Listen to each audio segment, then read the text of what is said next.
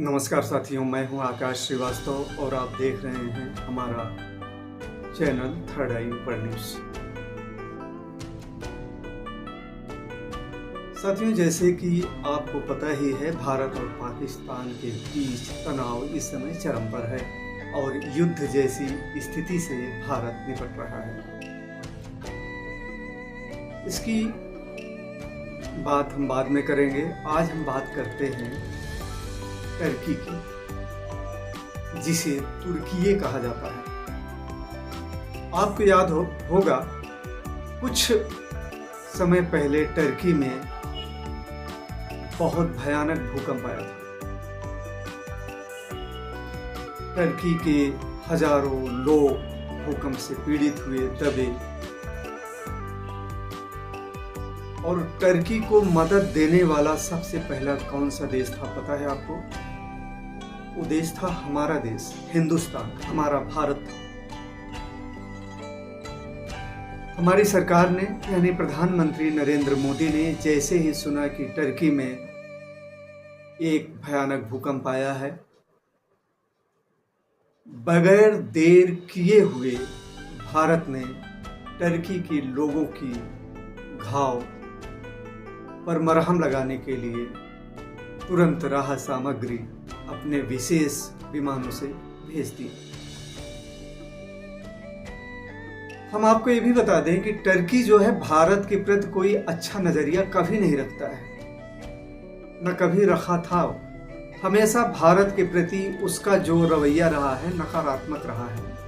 इसके बावजूद भी जब भूकंप आया टर्की में, भारत ने बगैर देर किए हुए टर्की के लोगों के घाव पर मरहम लगाने के लिए, पट्टी लगाने के लिए, हिंदुस्तान के 140 करोड़ की जनता की तरफ से टर्की के लोगों की मदद के लिए तुरंत वहां पर हमारे जवान, हमारे सेना के लोग, हमारे NDRF के लोग वहां पे पहुंचे। और प्रधानमंत्री नरेंद्र मोदी ने इस पूरे राहत घटनाक्रम का जो था पूरा उन्होंने निगरानी किया, उसके आंसू पूछे।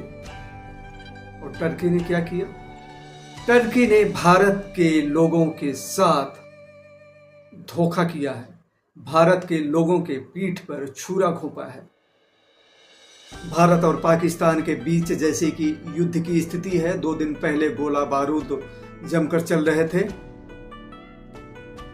और पाकिस्तान ने भारत के नागरिकों पर सैकड़ों ड्रोन से हमले किए और पाकिस्तान को ये जो ड्रोन दिए गए टर्की के द्वारा दिए गए। यानी टर्की के तो हम मदद किए, टर्की के आंसू पोंछे, उसके घाव पर मरहम लगाए। और टर्की ने क्या किया? हम हिंदुस्तानियों के साथ हमारे दुश्मन को हथियार दिया कि भारत के लोगों को मारो।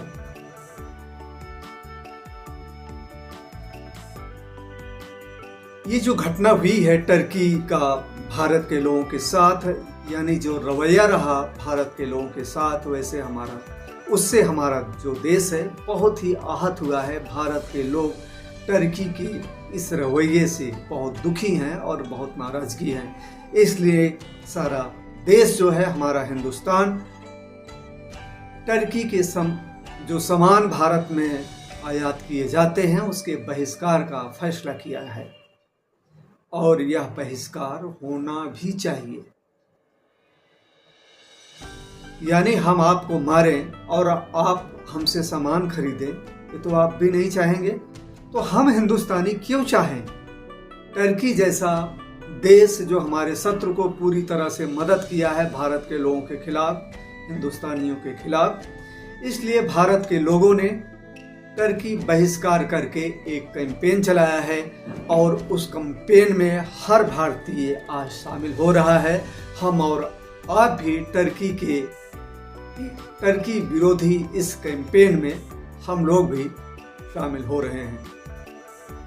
भारत का हर व्यापारी आज टर्की से आने वाले सामानों का बहिष्कार कर रहा है।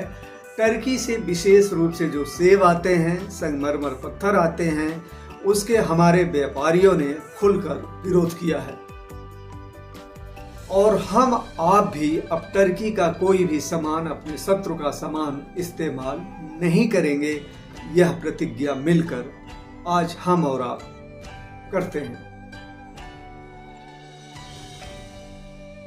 बहिष्कार टर्की के इस कैंपेन में शामिल हो जाइए और टर्की का बहिष्कार कीजिए। यही नहीं, टर्की का जो इस्तांबुल शहर है वहाँ पर हमारे लाखों भारतीय जाते हैं टर्की घूमने, उस शहर की खूबसूरती देखने। अब भारत के लोगों ने टर्की न जाने का फैसला किया है और जो हमारे टूर ऑपरेटर हैं उन्होंने भारत के लोगों के साथ कदम से कदम मिलाते हुए जो सारे टिकट थे, अभी तक 50% से ज़्यादा टिकट भारत के लोगों ने कैंसिल कराया है। और हम सब मिलकर 4 कदम आगे बढ़े कि टर्की अब हम नहीं जाएंगे। एक तरह से भारत के लोग जो है अब टर्की पर आर्थिक हमला करेंगे, टर्की के व्यवसाय पर, टर्की के टूरिज्म पर हम लोग उसका पूरी तरह से बहिष्कार करते हैं, क्योंकि टर्की ने जो भारत के लोगों के साथ किया है उससे हम भारत के लोग बहुत आहत हैं। चलिए इस कैंपेन में हम शामिल होते हैं और टर्की के हर इस कदम का विरोध करेंगे जो हम भारतीयों की स्वाभिमान पर हमला करता है, भारत के आत्मा पर सीधे हमला करता है, भारत के लोगों पर हमला करता है। हम सारे लोग उस टर्की को सबक सिखाने के लिए टर्की के खिलाफ इस कैंपेन में शामिल होते हैं। जय हिंद, जय भारत, जय हिंदुस्तान।